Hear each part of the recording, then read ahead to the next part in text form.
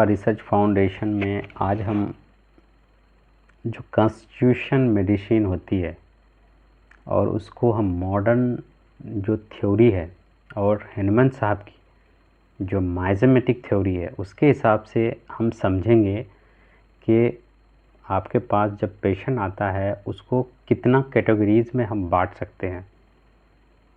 जब आपके कैटेगरी में हम उसको बांटेंगे, ठीक है, उसके बाद फिर हम उसमें बताएंगे कि कौन सी कितनी मेडिसिन है। हेनिमन साहब ने यहाँ पे बताया है कि एंटीसोरिक या फिर एंटी सिफिलिस या फिर एंटी साइकोटिक।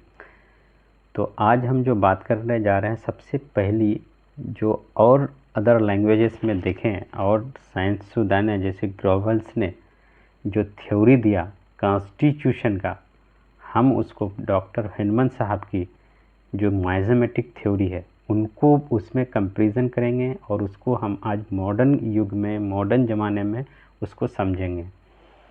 तो आज हम बात कर रहे हैं कॉन्स्टिट्यूशन कार्बोनाइट्रोजिनोइड। ये कॉन्स्टिट्यूशन ग्रोवल साहब ने सबसे पहले इंट्रोड्यूस किया। उन्होंने जो 3 जो कॉन्स्टिट्यूशन दिया, उसी कॉन्स्टिट्यूशन में ये एक इम्पोर्टेंट कॉन्स्टिट्यूशन है जिसको कार्बन नाइट्रोजिनोइड कॉन्स्टिट्यूशन कहते हैं। अब इसमें होता क्या है कि आपको ऐसे बॉडी या फिर ऐसे पेशेंट आपके पास आते हैं जिनमें कार्बन और नाइट्रोजन की मिकदार ज़्यादा होती है। तो आप जैसे ही पूरे वीडियो को देखेंगे शुरू से अंत तक, तो आपको समझ में आ जाएगा कि हम लोग कैसे मेडिसिन का सिलेक्शन करेंगे और इसका थ्योरी और डॉक्टर हेनमन साहब की थ्योरी कितनी एक जैसी है। तो इसके कॉन्स्टिट्यूशन में कार्बन और नाइट्रोजन की मिकदार ऐसे लोगों में सबसे ज़्यादा होता है। यही वजह है कि इनकी जो टिश्यू होती है, इनकी जो बाफ्ट होती है, टिश्यूज़ होती है, ज़्यादा तादाद में ऑक्सीजन को ऑब्ज़र्व नहीं कर पाती है। ये चीज़ है कि जहाँ पे कार्बन होगा, जहाँ पे नाइट्रोजन होगा, तो वहाँ पे ऑक्सीजन कम तादाद में होगा। तो जब इन लोगों के अंदर में, इन लोगों के बॉडी में कार्बन और नाइट्रोजन की मिकदार ज़्यादा होने से उनके जो जिस्म के और पार्ट्स के जो टिश्यूज़ हैं, जो पार्ट्स हैं या फिर जो ऑर्गन हैं, वो ऑक्सीजन को ऑब्ज़र्व नहीं कर पाता। जितना सफिशिएंट ऑक्सीजन चाहिए वो नहीं ले पाता है। आप जैसे जानते हैं, आपको मालूम होगा, या आप अगर डॉक्टर हैं, प्रैक्टिशनर हैं, तो आपको मालूम होगा कि जो भी ग़िज़ा, जो भी फूड हम लोग लेते हैं, लेने के बाद उसको क्या होता है, वो लीवर में जाके टूटता है और उसका वहाँ से ऑक्सीजन हर सेल तक जो है लेके जाता है। जब ऑक्सीजन सेल तक जाता है तो वही एक ग़िज़ा है सेल्स का। तो यहाँ पे होता यह है कि ऐसे लोगों में जब कार्बन और नाइट्रोजन की मिकदार ज़्यादा होती है, तो ऐसे लोगों में जो ऑक्सीजन का जो ऑब्जर्वेशन होता है वो नहीं हो पाता है सही तरीके से।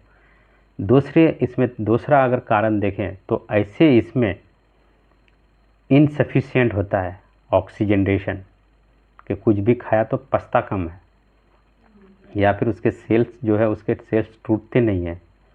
और जब टूटते नहीं हैं तो यही वजह देखिएगा कि इन लोगों में लैक ऑफ न्यूट्रिशन होता है, बहुत ज़्यादा तादाद में न्यूट्रिशन लेते हैं। फिर इसमें क्या हो जाता है कि बाद में देखिएगा कि डिफिशिएंसी होने लगता है या फिर डिसऑर्डर हो जाता है।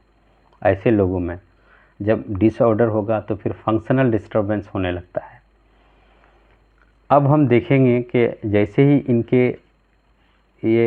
ही कुछ भी मिकदार में फूड वगैरह लिया, ठीक है, लेने के बाद उसी सेम वक्त में देखिएगा कि इनको कार्बन और नाइट्रोजन की मिकदार जमा होने लगती है, ठीक है, और जमा होने लगती है। और ऐसे लोग इनिशियल स्टेज में 90% थोड़े से ओबेसिटी के लोग होते हैं, हेल्दी लोग होते हैं, ओबेसिटी होते हैं, लेकिन वक्त के साथ साथ ये लोग फिर वीकनेस हो जाते हैं।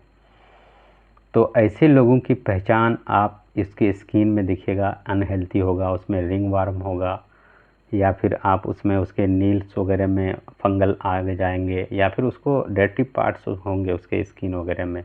यही चीज़ को इसने कहा ग्रोवेल साहब ने इसको कार्बन नाइट्रोजेनियड कॉन्स्टिट्यूशन कहा, वहीं पे डॉक्टर हेनमन साहब ने इसको एंटीसोरिक कहा। अब इनके जब स्किन अनहेल्थ होती हैं, इनके जब ओबेसिटी होते हैं, तो आप कभी ध्यान दिए होंगे कि आप जैसे फंगल इन्फेक्शन है, फंगल इन्फेक्शन बहुत लोगों का ठीक नहीं होता है सालों साल। कारण क्या है कि इनको गैस की तादाद ज़्यादा बनती है। इसका मतलब यह है कि ऐसे लोगों में कार्बन और नाइट्रोजन की मकदार बहुत ज़्यादा पेट में बनती है, जिसकी वजह से इसके फंगल इन्फेक्शन, इसके स्किन ठीक नहीं हो पाते हैं। अब अगर क्लिनिकल तौर पे देखें कि इसके पेशेंट ज़्यादातर किसके शिकार हो सकते हैं, इसके कौन कौन से ऑर्गन ख़राब हो सकते हैं, तो पहले इसके ऑर्गन ख़राब होते हैं। इसके सबसे पहले ऑर्गन ख़राब होंगे इसका पेट, उसके बाद आपका उसका तीली है ना, उसके बाद इसको देखिए पल्पिटेशन होगा, इसको रेस्पिरेशन डिसऑर्डर होगा, ठीक है, फास्ट हो सकता है, स्लो हो सकता है, रेस्टलेस हो सकता है, कॉन्स्टिपेशन हो सकता है, यूरिक एसिड का ये लास्ट जब इसके स्टेज बदलेंगे तो इनको यूरिक एसिड होगा, इसको पेशाब में इसको ऑक्जेलिक एसिड आएगा, इसको वर्टिगो होगा, कमजोरी होगा, ठीक है, फिर गाउट, फिर स्मॉल जॉइंट पेन होगा। उसके बाद इनकी एक स्टेज आती है जहाँ पे इसके किडनी, लंग्स, हेड यानी सॉरी हार्ट वगैरह, उसके बाद इनके माइंड भी डिस्टर्ब होने लगते हैं सोरा के।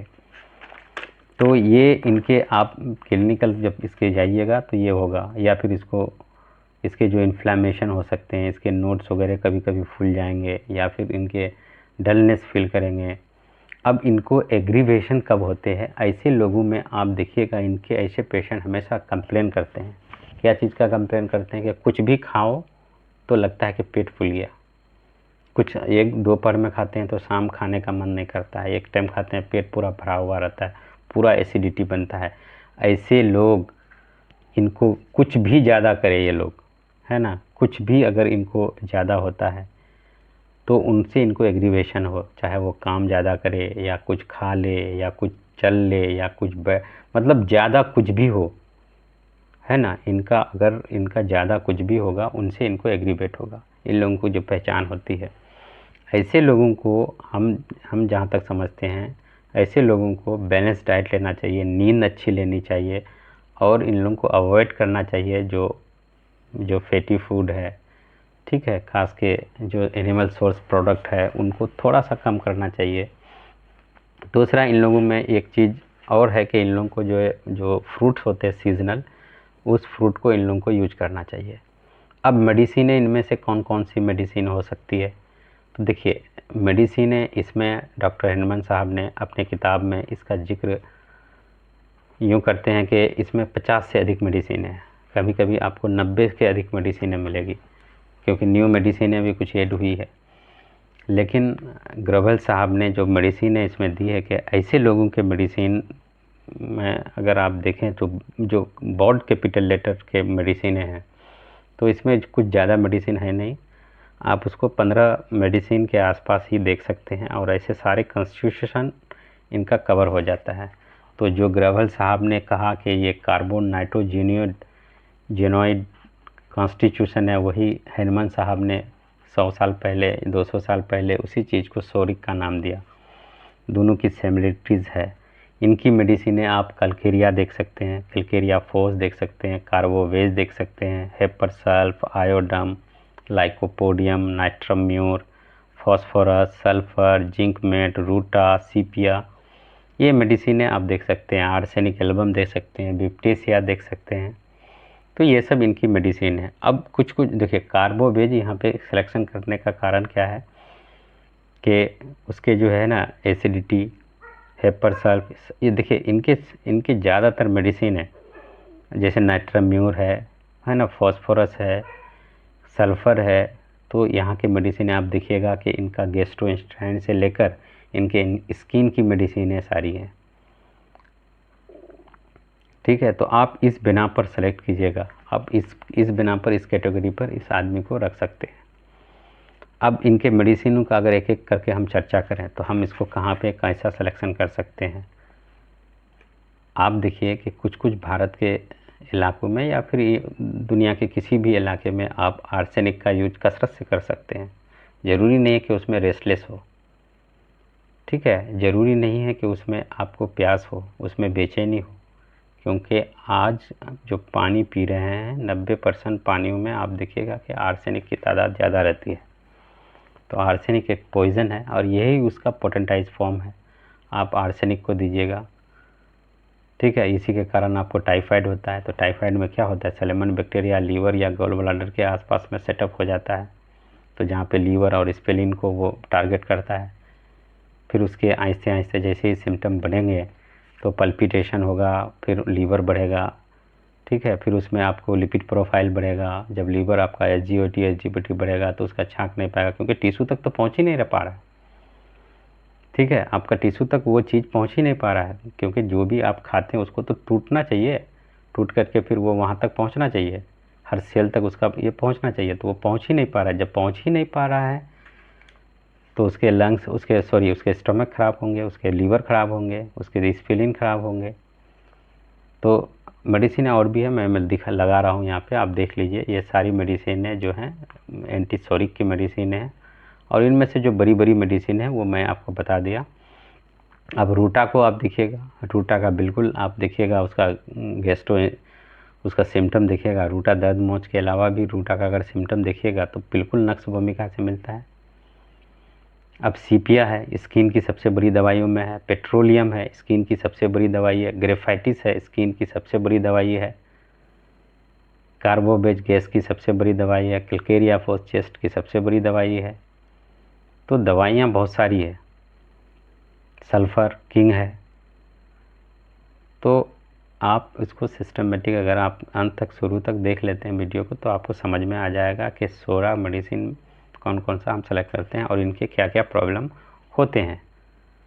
तो ये था 16 पे वीडियो, और जिसको कार्बो नाइट्रोजिनेट जेनोइड कॉन्स्टिट्यूशन कहते हैं, ये उससे रिलेटेड था। अब हम कोशिश करेंगे कि नेक्स्ट टाइम और दूसरा जो कॉन्स्टिट्यूशन है जो साइकोटिक है, फिर सिफिलिटिक, हम 3 कंटिन्यू वीडियो देते हैं। अपना राय, अपना कमेंट ज़रूर दीजिए वीडियो में। थैंक यू, धन्यवाद।